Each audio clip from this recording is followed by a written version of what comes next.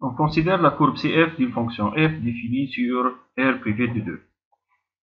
Aussi, la courbe CG représentative d'une fonction g définie sur 4 plus l'infini ouvert. Soit la fonction composée h égale g rang f. Première question, on va déterminer le domaine de définition de h.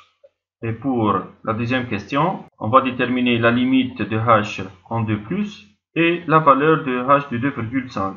Alors, commençons par la définition du domaine de définition d'une fonction composée. On a dh égale x appartient df, tel que f de x appartient à dg. Comme dg égale 4 plus l'infini ouvert, on peut écrire dh égale x appartient à df, tel que f de x appartient à 4 plus l'infini. F de x appartient à 4 plus l'infini ouvert, c'est-à-dire f de x supérieur strictement à 4. La courbe CF est au-dessus de la droite delta, y égale à 4.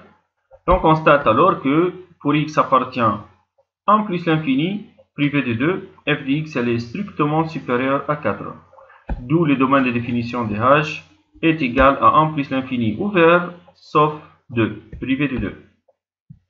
Et pour déterminer la limite de h en 2+, on calcule tout d'abord la limite de f en 2+. Graphiquement, on trouve la limite égale à plus l'infini. Et on fait la limite de g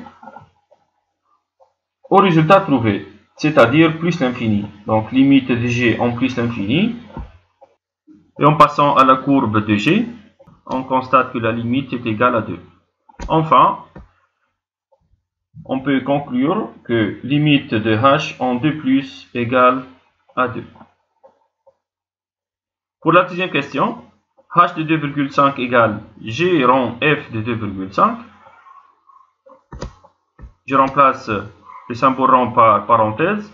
G de f de 2,5 est égal, graphiquement f de 2,5 est égal à 10. Et g de 10, graphiquement aussi, est égal à 3. Alors, h de 2,5 est égal à 3.